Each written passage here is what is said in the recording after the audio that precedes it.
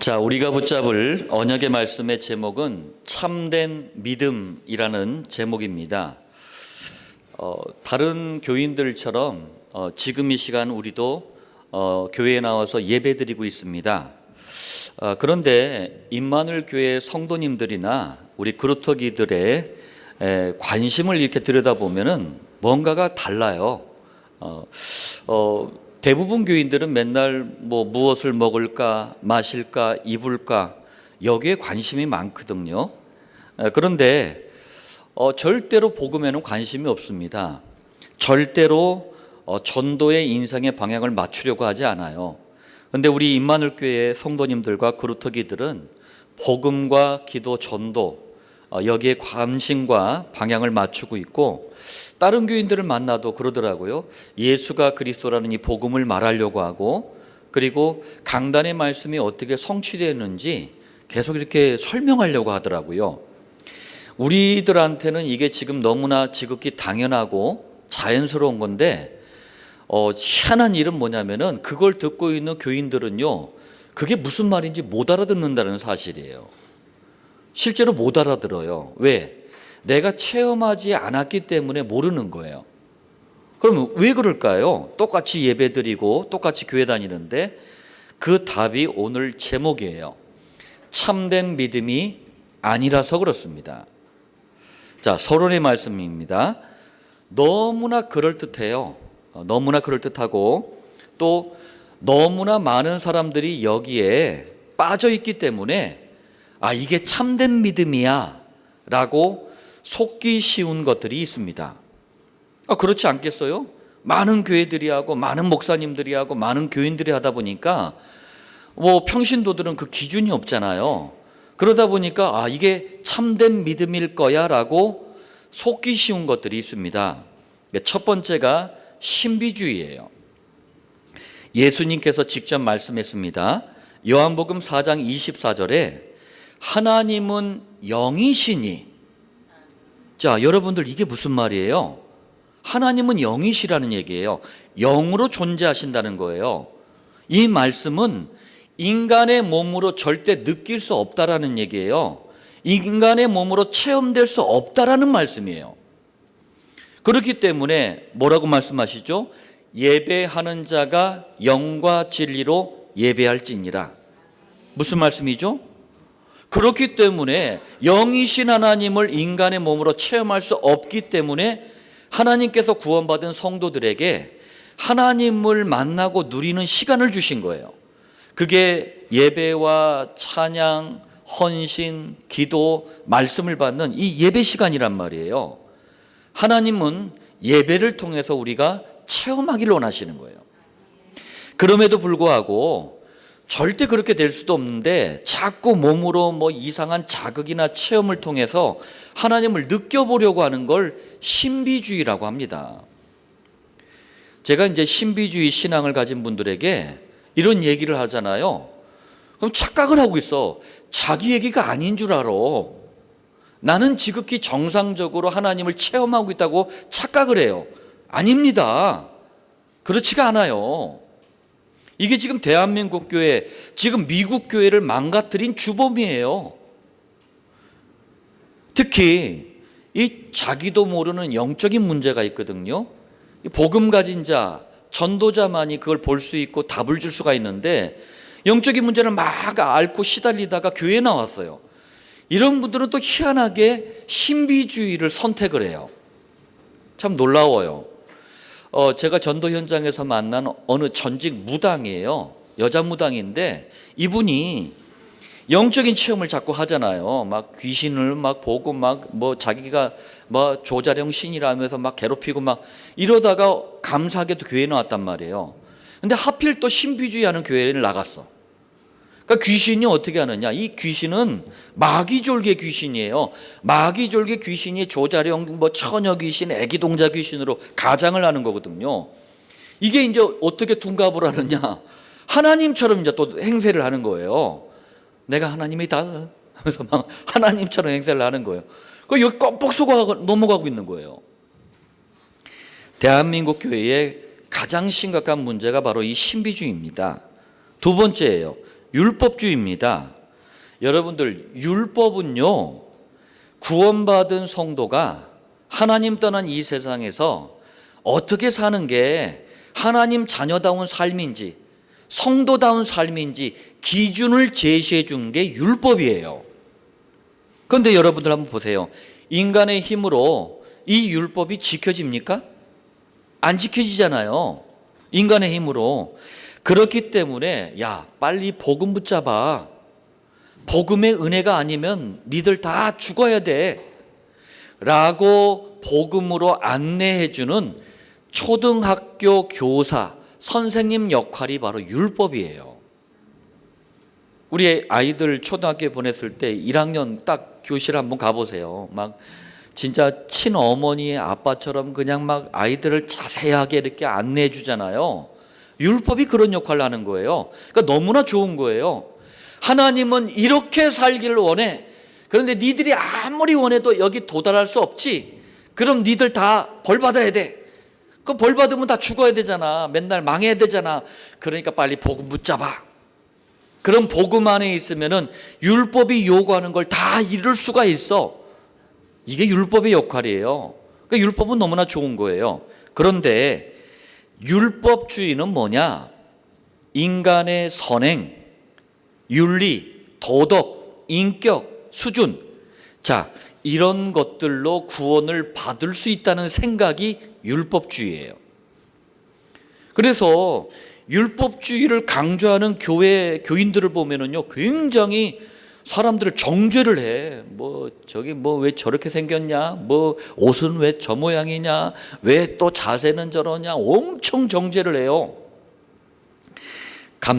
어느 감리교회 권사님 부부가 저를 만나자고 이렇게 요청을 하셨어요. 이 가정에 문제가 상당히 많다고 그러더라고요. 그래서 딱 가봤더니만 문제가 뭐였냐면 율법주의예요. 그러니까 율법주의를 똘똘 부부가 뭉쳤어. 그래가지고 서로 잘못만 하면은 막 난리를 죽여. 남편도 아내가 하나님처럼 보여. 아내도 남편이 하나님처럼 보여. 늘 서로 눈치 보면서 조마조마하며 살아요. 근데 이게 그대로 자녀들한테 다 전달이 되는 거예요. 자녀들이 자폐증이 와버렸어요. 제가 확실하게 복음을 설명했어요. 그랬더니만 이 부부가 그러더라고요. 야, 복음이 이런 거였군요. 그러더라고요. 어느새 눈물을 흘리더라고요. 세 번째입니다. 인본주의예요. 자, 우리가 세상 살면서 하나님 떠난 세상 살아가면서 온갖 염려, 근심, 걱정으로 시간을 보냈어요. 그러다 감사하게 교회에 딱 나왔네. 그런데 복음을 제대로 체험을 못한 거예요. 그러다 보니까 세상에서 염려, 근심, 걱정하던 실력을 또 발휘를 해. 그걸 인본주의라 그래요. 하나님이 안 믿어지니까 세상에서 가졌던 그 습관대로 자꾸 잔꾀를 부리고 잔머리 굴리고 온갖 곤모술수를 막 동원을 해요. 어떤 교회가 화장실이 좀 낡았어요. 화장실을 이제 수리하려고 딱 계획을 세웠는데 몇 년 걸린 줄 아세요? 조그만 화장실 하나 수리하는데 1년이 걸렸어요. 아니, 요즘 웬간한 건물도 1년이면 다 짓잖아요. 왜 그랬느냐? 서로 두 패로 나눠서 싸웠어. 이쪽은 화장실을 이렇게 고쳐야 된다. 이쪽은 화장실을 이렇게 고쳐야 된다. 싸우다가 1년이 걸린 거야. 네 번째입니다. 기복주의예요. 자, 성경 66권은 언제나 단 하나, 유일한 복, 그리고 거짓이 아닌 참된 복, 그리고 사라지는 게 아닌 영원한 복, 이 복을 말씀해요. 그 복이 바로 그리스도예요. 그리스도라는 복부터 받고 공부하고, 그리스도라는 복부터 받고 사업도 하고 결혼도 해야 되는 거예요. 그런데 그리스도라는 유일한 복을 몰라. 그러면서 자꾸 육신의 만족과 형통을 자꾸 쫓아가. 이걸 기복주의라 그래요. 성경은 이 기복주의를 뭐라고 표현하느냐? 언제든지요, 이거 먹어도 또다시 배가 고파지는 떡이라고 비유를 해요. 우리의 만족이 끝이 없습니다. 여러분들, 여러분들이 만약에 돈을 1,000억을 가졌다. 그럼 어떨 것 같아요? 막 우리는 그러잖아요. 교회를 위해서, 우리 그루터기를 위해서 어떻게 이걸 사용할까 막 생각하겠지. 그런데 안 그래요. 세상 사람들은요, 1,000억을 벌잖아요. 그럼 2,000억을 벌고 싶어 해요. 끝이 없어요. 그런데 교회가 교회에 나왔는데 그걸 막 조장을 하는 거야. 그러면서 이게 하나님의 응답이라는 거야. 그러면은 그렇게 못하는 대다수의 교인들은 어쩌라고. 복의 근원이시며 복 그 자체이신 예수님이 직접 말씀하셨어요. 요한복음 6장 26절에 너희가 나를 찾는 것은 표적을 본 까닭이 아니요 떡을 먹고 배부른 까닭이로다. 제가 이제 부교육자로 부목사로 이렇게 섬겼던 어느 교회 권사님이, 이 권사님은 참 특기가 뭐냐면 안수기도 받는 게 특기예요. 교회를 딱 나오잖아요. 담임 목사님 밑에 가서 머리를 탁 기도해달라는 거예요. 머리에 손 얹고. 왜? 복 달라고 기도해달래요. 복 주라고 막 기도해달래요. 그리고 부목사님들 보잖아요. 그럼 다 머리부터 뒤밀어. 안녕하세요 하면서 머리 뒤밀어. 복 달라고 기도해달래요. 저도 눈 마주치잖아요. 저한테도 막 달려와요. 그래서 저는 막 피하느라고 막 봤는데, 예, 그게 다 기복주의예요. 자, 5번째가 사회구원입니다. 교회 다니는 사람들이 가만히 앉아가지고 예배만 드리면 되냐? 지금 이 시대에 가난하고 억눌리고 소외되고 이런 사람들이 얼마나 많은데, 이런 사람들을 위해서 우리가 혁명도 하고 데모도 하고 개혁도 해야지 예배만 드리면 되냐? 여러분들 얼핏 들으면 그럴듯합니다. 그리고 많은 교회 안에서 사회구원을 부르짖는 사람들이 있어요. 그런데 이 사람들이 전혀 모르는 사실 하나가 있습니다. 사회구원을 부르짖는 이 운동들이 사회주의 운동하고 연결되어 있다는 사실을 몰라요. 저는 압니다. 저는 과거에 사회주의 운동을 해봤고 교회가 가지고 있는 사회주의 흐름을 알아요. 그리고 여러분들 한번 생각해 보십시오.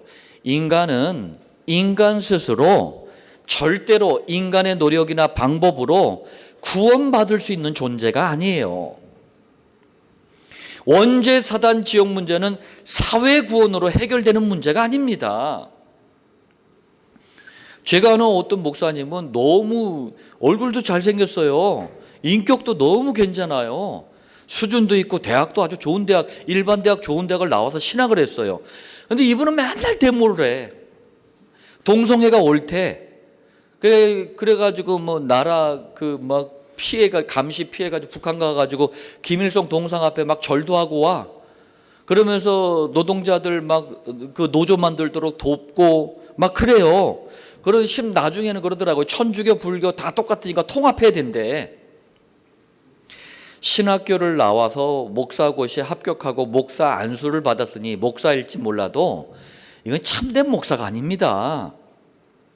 자, 여러분들 제가 말씀드린 이 5가지는 지금도 대한민국, 미국 전 세계 수많은 교인들이 빠져 있는 잘못된 믿음이에요. 이 잘못된 믿음을 종교적인 믿음이라고 합니다.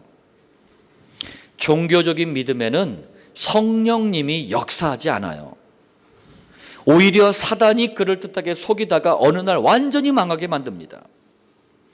종교적인 믿음은 주의하고 경계하고 추방해야 될 잘못된 믿음이에요. 자, 본론 첫 번째입니다. 서론의 말씀을 기억하시면서 첫 번째, 여러분들 교회를 아무리 다녀도 참된 믿음이 아니면 절대로 살릴 수 없는 현장이 있어요.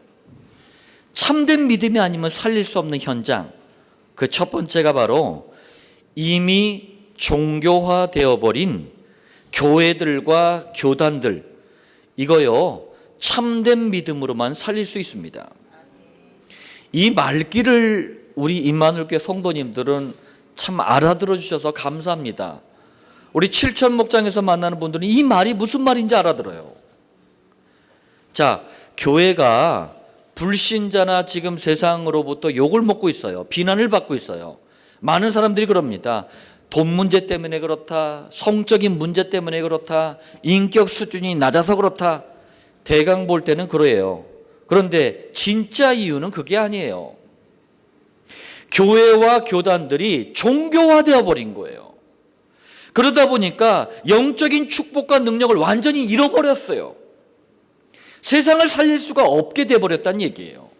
하나님은 세상 살리라고 교회와 교단을 허락하셨는데 세상을 살릴 수 없게 돼버린 거예요. 그러니까 그거 깨달으라고 세상으로부터 지탄을 받게 하는 거예요. 그런데 엉뚱한 거 가지고 막 회개해야 되는데 그런 거 회개할 일이 아니야. 물론 뜯어 고쳐야 되겠지만 이런 교회와 교단들 참된 믿음으로만 살릴 수 있습니다. 두 번째입니다. 공산주의라는 사상 우상에 잡힌 정치 현장, 그리고 이 남북 간의 갈등도 참된 믿음으로만 살릴 수 있어요. 여러분들 복음 없이 자꾸 뭘 하다가 보면은요, 처음에는 그럴듯해도 그게 다 나중에 문제가 돼버린다니까. 지금요, 우리 초등학교가 어느 정도나 심각하냐면 우리 정확하게 뭐 어떤 그런 선택이나 판단 결정을 할 수 없는 아이들을 향해서 공산주의 해야 된다고 선생님들이 가르쳐요. 역사를 한번 들여다보세요. 공산주의 사상이 들어간 나라들마다요, 수십만 명, 수백만 명, 수천만 명이 학살을 당했어요. 학살이 뭔지 아세요? 그냥 막 처참하게 사람들을 그냥 무슨 물건 없애듯이 없애버리는 거야. 왜요? 사회주의, 공산주의 이론 자체가 그래요.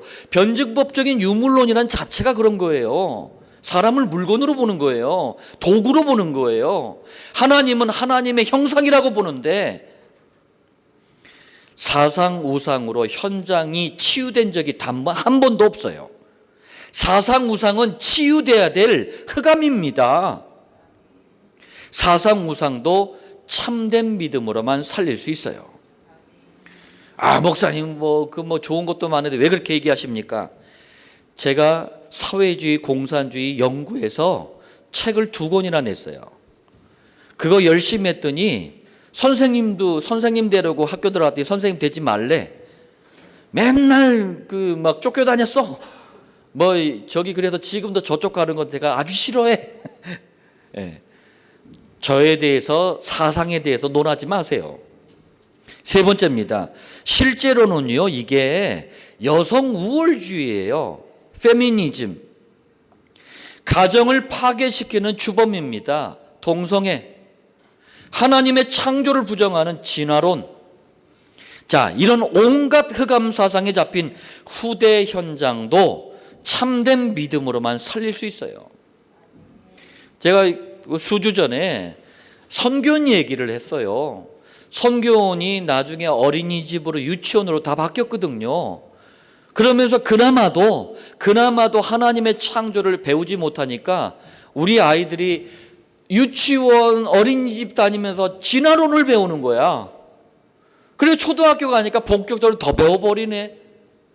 여기에다가 하나님의 창조 얘기하니까 씨알이도 안 막히는 거예요. 제가 성장할 때만 해도 우리 중딩, 고딩들께서 담배를 길거리에서 피운다? 그건 상상할 수도 없는 얘기였어요. 저도 고등학교 때 담배를 펴봤습니다만 저희 형님은 중학교 때부터 일찍 이 머리가 트셔가지고 일찍 이렇게 담배를 태우셨는데 숨어서 다 폈어요. 막 골목 같은 데 숨어서 폈는데 요즘은 어떻습니까?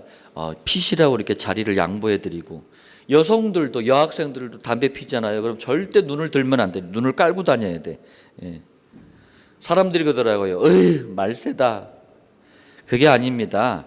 참된 믿음으로만 살릴 수 있는 현장이 후대 현장이에요. 네 번째입니다. 먹고 사는 문제, 여기는 눈에 불을 켜. 그런데 가장 중요한 하나님의 소원, 복음과 전도예요. 여기에는 관심이 없어.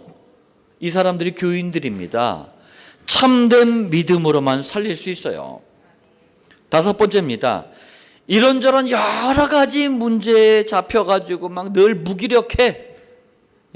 늘 괴로워해. 누구냐? 우리 자신. 여러분들, 참된 믿음으로만 건강해질 수 있어요. 자, 그럼 두 번째입니다. 본론 두 번째예요. 자, 시대와 현장이 지금 이런데 이런 현장을 살릴 수 있는 참된 믿음 도대체 뭡니까? 제가 소위 믿음 좋다는 분들 이렇게 만나잖아요. 그럼 그 기준이 뭐냐? 전부 종교적이고 윤리적이에요. 우리 여러분들 주변에 믿음 좋다는 교인들 한번 대화해 보세요. 기준이 뭐냐? 다 종교적이고 윤리적인 거예요. 뭐 그냥 예배를 뭐 새벽 예배에서부터 시작해가지고 한 번도 안 빠졌대. 예? 거짓말 요만큼도 안 하고 너무 순수하고 술 담배 절대 입에 안 대고 막 절대 그냥 신호 지키고 막 그렇다는 거야. 제가 그래서 그런 분들한테 그래요. 이런 분들이 막 믿음 좋다고 그럴 때 뭐라고 하느냐? 그거는 믿음이 좋은 게 아니고 성격이 좋은 거다. 맞지 않아요? 성격이 좋은 거예요. 그건 믿음이 좋은 게 아니고 뭡니까? 이 사람은 생활을 똑바로 하는 거예요. 그건 믿음 좋은 거하고 차원이 다른 얘기예요. 믿음은 그런 게 아닙니다. 자꾸 혼동을 해. 그러니까 우리 대한민국 교회 안에 여자가 많아요? 남자가 많아요? 여성들이 더 많아요. 그러니까 남편들은 반 잡아 죽이려고 그래. 막 잡아먹으려고 그래. 남편들은 막 자식 새끼들 마누라 위해서 막 열심히 나가 일하잖아요. 간신히 그냥 만신창이가 주일날 억지로나 교회 딱 나와서 그랬더니 막 윤리적으로 도덕적으로 눌러버려. 또 그런 설교를 또 마누라가 딱 듣고 무장을 하고 남편을 딱 보니까 이건 진짜 천하의 왼수야. 그러니까 막 눌러. 그러니까 남편들이 세상 살면서도 눌리고 교회 나와서 눌리고 지 가정에 가서 눌리고 막 얼굴도 하얘가지고 막. 그거는 생활이 똑바른 거고 성격이 좋은 거지 믿음이 좋은 게 아니에요. 참된 믿음이 뭔 줄 모르니까 그래. 첫 번째입니다. 아담 이후로 누구도 예외가 없어요. 이 땅에 태어나는 모든 사람은 가지고 있는 게 있어요. 그게 본질적인 저주 문제예요. 여러분들 이 본질적인 저주 문제를 모르면은 참된 믿음을 몰라요. 모르게 돼요. 그러니까 맨날 가짜 믿음 가지고 이상한 믿음 가지고 틀린 믿음 가지고 이거 막 믿음이라고 그러는 거야. 자, 그럼 본질적인 저주 문제가 뭐냐? 창세기 2장 17절에 선악을 알게 하는 나무의 열매는 먹지 말라. 네가 먹는 날에는 반드시 죽으리라. 그 언약을 약속을 하나님이 인간과 맺으셨어요. 이걸 깨트려버린 원죄 사건이 본질적인 저주 문제예요. 이 원죄 때문에 인간에게 모든 사람들에게 저주와 재앙이 오는 거예요. 본질적인 저주 문제가 뭐냐? 그럼 왜 원죄에 잡혔습니까? 눈에 보이지 않게 사단이 인간을 유혹을 해버렸네. 사단의 문제예요. 이 사단 때문에 인간에게 실패와 고통이 찾아오는 거예요. 본질적인 저주 문제가 뭡니까? 원죄에 빠졌지, 마귀에게 잡혀버렸지. 그러니까 어디 가야 돼? 지옥 가야 돼요. 이건 운명이 돼버린 거예요. 이 지옥 운명 때문에 자꾸 인생이 허무한 거예요. 방황이 되는 거예요. 두 번째입니다. 이렇게 인간이 가진 본질적인 저주 문제, 이 세 가지를 해결하는 것을 참된 믿음이라 그래요. 똑바로 알아야 돼. 다른 게 믿음이 아니에요. 여러분들 성경을 한번 보세요. 창세기부터 요한계시록까지 우리 믿음의 선배들 한번 보세요. 생활 엉망이야. 성격 별로야. 다 지성적이고 발랄해. 두 글자로 아시잖아요. 다 그래. 그런데 어떻게 쓰임 받았냐고요? 참된 믿음. 하나님의 기준은 그거예요. 참된 믿음을 구체적으로 한번 설명해 보겠습니다. 로마서 6장 23절에 죄의 싹슨 사망이요. 원죄에는요 대가가 있는데 피 흘려 죽어야 돼. 그런데 그리스도가 대신 피 흘려 죽으셔서 원죄의 대가를 갚아주신 거예요. 히브리서 9장 12절 염소와 송아지의 피로 아니하고 오직 자기의 피로 영원한 속죄를 이루사. 두 번째예요. 요한복음 16장 11절에 사단을 향해서 이 세상 임금이래요. 어떤 영웅도 사단을 이길 수가 없어요. 그런데 그리스도가 오셔서 사단의 권세를 박살내 놓으셨어요. 요한일서 3장 8절에 하나님의 아들이 나타나신 것은 마귀의 일을 멸하려 하심이라. 세 번째예요. 마태복음 25장 41절에 보니까 저주를 받은 자들아, 나를 떠나 마귀와 그 사자들을 위하여 예비된 영원한 불에 들어가라. 이게 지옥이거든요. 지옥은 누구도 피할 수 없는 운명이에요. 그런데 그리스도가 오셔서 천국 가는 길을, 지옥을 피해서 천국 가는 길을 열어주신 거예요. 요한복음 14장 6절에 예수께서 이르시되 내가 곧 길이요 진리요 생명이니 나로 말미암지 않고는 아버지께로 올 자가 없느니라. 정리를 좀 해보자면 원죄사단 지옥이라는 본질적인 저주 문제, 이 문제를 해결하는 걸 참된 믿음이라 그래요. 이 그리스도로 오신 분이 바로 누구예요? 예수님이에요. 자, 요걸 줄여서 참된 믿음이라고 하는데 간단하게 표현할 때 예수가 그리스도라고 하는 거예요. 요걸 더 간단하게 복음이라고 하는 거예요. 참된 믿음은 예수가 그리스도, 복음입니다. 그 참된 믿음은 막연하고 애매모호하고 막 그런 게 아니에요. 확실한 실체가 있는 거예요. 그리고 참된 믿음을 통해서만, 예수가 그리스도라는 복음을 통해서만 인간은 구원을 받아요. 세 번째입니다. 그렇다면 누가 참된 믿음을 소유할 수 있죠? 누가? 다시 말하자면 누가 참된 믿음을 통해 구원받을 수 있죠? 누가? 참된 믿음을 소유하는 것은 여러분들 인간의 노력이나 수고나 방법이 필요로 하지 않아요. 하나님이 먼저 손을 내밀어 주셔야 돼요. 에베소서 2장 8절에 너희는 그 은혜에 의하여, 우리 노력 방법으로 안 되니까 은혜에 의하여 믿음으로 말미암아, 우리 노력으로 안 되니까 믿음으로 말미암아 뭘? 구원을 받았으니, 참된 믿음을 통해서만 받을 수 있는 구원을 받았으니 이것은 너희에게서 난 것이 아니요 하나님의 선물이라. 하나님이 먼저 손을 내밀어서 거저주시는 거예요. 하나님께서 참된 믿음을 내가 저 연집사에게 줘야 되겠다 작정해버리잖아요. 하나님이 정하시잖아요.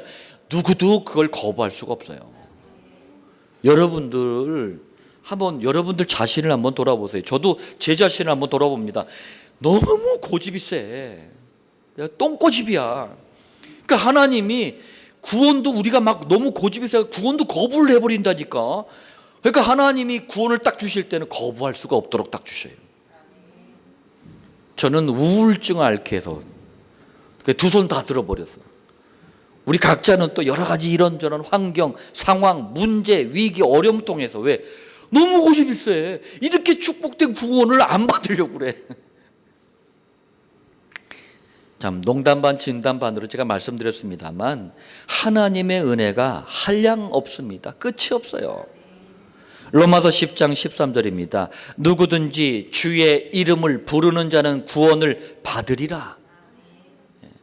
하나님이 참된 믿음을 주시기로 정하시면 누구든지 받을 수가 있어요. 자, 그리고 이 참된 믿음을 그럼 어떻게 내 것으로 갖습니까? 소유하는 방법 뭡니까? 아주 간단해요. 예수님을 그리스도로 믿고 영접하면 되는 거예요. 요한복음 1장 12절에 말씀합니다. 영접하는 자, 곧 그 이름을 믿는 자들에게는 하나님의 자녀가 되는 권세를 주셨으니. 여러분들 오늘 이 말씀들을 잘 마음에 담아두시길 바랍니다. 세 번째입니다. 너무나 축복된 이 참된 믿음, 이 참된 믿음을 지속하는 것을 신앙생활이라 그래요. 제가 왜 교인들의 교회 다니는 걸 종교생활이라는 줄 아십니까? 참된 믿음이 없잖아요. 참된 믿음이 없으니까 신앙생활이라고 제가 표현을 안 하는 거예요. 제가 교인들하고 대화할 때 옆에서 잘 들어보세요. 제가 교인이라고 표현을 해요. 그리고 종교생활이라고 표현을 해요. 우리끼리 얘기할 때 제가 여러분들한테 교인이라고 표현한 적 있으세요? 종교생활이라고 표현한 적 있으세요? 저는 철저하게 구분을 합니다. 자, 그러면 이 참된 믿음을 지속하는 세 가지 비밀이 있습니다. 첫 번째 비밀 뭡니까? 예수가 그리스도, 이걸 참된 믿음이라고 그랬잖아요. 이걸 복음이라고 그랬잖아요. 이 복음이 언제나 선포되는 강단 말씀, 그래서 여러분들 여기에 집중하라고 하는 거예요. 로마서 10장 17절에 믿음은 들음에서 나며 들음은 그리스도의 말씀으로 말미암았느니라. 강단을 통해 오직 그리스도만 계속 들을 때 참된 믿음, 이게 충만해지는 거예요. 여러분들 이게 아무것도 아닌 것 같죠? 우리 여러분들 근자에 가까운 시간에 저를 만난 분들 한번 한 달 전, 5달 전, 1년 전과 지금의 여러분을 한번 생각해 보세요. 이게 간단한 일 같죠? 어마어마한 축복입니다. 근데 우리가 여태까지 인생을 많이 허비했단 말이에요. 어디에다가? 종교에다가, 종교 생활에다가. 어떤 목장에서 만난 성도님은 복음은 그 일주일에 한 번 그 짧게 듣는데 성질이 막 이게 죽는데요. 자기도 모르게. 승질하면은 막 아무도 못 말렸는데 성질도 죽고 막 성격도 바뀌더래요. 복음만 듣는데. 그러면서 입에서 갑자기 찬송이 막 자꾸 흥얼흥얼거려진대. 그러니까 부인이 딱 듣고 왜 요즘 자기 좀 이상하대. 바람 피우지 막 이렇대. 아니라고. 그냥 바람 피우는 건 맞긴 맞구나. 그래서 누구랑 바람 피우냐? 예수님이랑 나 바람 피운다 그랬대요. 성격이나 생활이 바뀌는 정도가 아니라 인생 전체가 바뀌는 방법은 강단을 통해 계속 참된 믿음을 듣는 거예요. 두 번째입니다. 하루 3번 10분씩 1310 하루 3번 10분씩 여러분들 강단 말씀을 기록한 강단 노트를 묵상하세요. 그냥 펴놓고 직장이든 학교든 가정이든 어디든 그냥 정리한 노트 펴놓고 눈으로 보세요. 눈으로 보면서 제목부터 끝까지 결론까지 쭉 읽어 나가세요. 그러면서 생각도 하고 마음의 다짐도 하고 마음의 갱신도 하고 치유도 받고, 그게 정시기도예요. 어려운 게 아닙니다. 교인들 심지어는 목사님들도 기도가 어렵대. 기도는 노동이 돼. 왜? 기도의 틀이 없어서 그래요. 기도의 내용이 없어서 그래요. 뭘 기도해야 될지를 몰라서 그래요. 강단 말씀을 통해서 들은 이 참된 믿음을 개인화, 내 것으로 만드는 가장 축복된 시간이 정시기도입니다. 세 번째입니다. 여러분들 강단 말씀, 정시기도 이 두 가지가 되어지잖아요. 그러면은 삶의 현장에서 응답이 안 올래야 안 올 수가 없다니까. 자연스럽게 응답이 온다니까요. 그러면은 희한해요. 주로 다른 사람들을 살리는 만남의 축복으로 와요. 이 만남을 시간과 장소를 고정해서 계속해서 참된 믿음을 전달하는 그 장을 목장이라고 합니다. 이 세 가지는 여러분들이 마음에 담고 조금만 바르게 해도 되어지는 축복들입니다. 자, 결론 말씀드리겠습니다. 본문에 히브리서 12장 2절에 믿음의 주요 또 온전하게 하시는 이인 예수를 바라보자 라고 말씀하셨어요. 여러분들, 그러면은 첫 번째입니다. 믿음의 주가 뭐예요? 이 주라는 게 주인이라는 말이 아니에요. 여기서는 믿음을 만들어내신 분, 그냥 믿음이 아니라 참된 믿음, 예수가 그리스도라는 참된 믿음, 복음을 만들어낸 분, 믿음의 창시자, 그런 말이에요. 믿음의 주요 또 온전하게 하신다. 이 말은 뭡니까? 온전하게 하신다. 이 말은 그 믿음을 완성하신 분이란 뜻이에요. 믿음의 완성자. 자, 보십시오, 여러분들. 참된 믿음을 시작하시고 참된 믿음을 완성하신 분 누구예요? 예수님이에요. 그래서 제가 그러지 않습니까? 믿음은 막연한 게 아니다. 아니, 제가 교회 처음 나갔더니 부모님들이 무조건 믿으래. 뭘 믿어? 여러분들 무조건 믿으면 안 돼요. 그걸 미신이라 그래요. 광신이라 그래요. 맹신이라 그래요. 그 믿음들이, 잘못된 믿음이 인생을 망가뜨리는 거예요. 믿음은 실체가 있어요. 예수님이 믿음의 실체, 믿음의 그 자체예요. 그래서 제가 그래도 그러잖아요. 믿음 없단 말 하지 말라. 그건 불신자다. 믿음이 예수님인데 예수님이 없는 게 불신자들 아닙니까? 교회들이 이게 뭔 말인 줄도 모르고 아무 말이나 막 써. 그냥 믿음 없대. 오늘도, 이번 한 주도, 그리고 우리의 평생이, 우리의 후대들도 참된 믿음을 시작하시고 참된 믿음을 완성하신 참된 믿음 그 자체이신 오직 예수만 바라보고 따라가는 축복이 있기를 예수님의 이름으로 축원드립니다.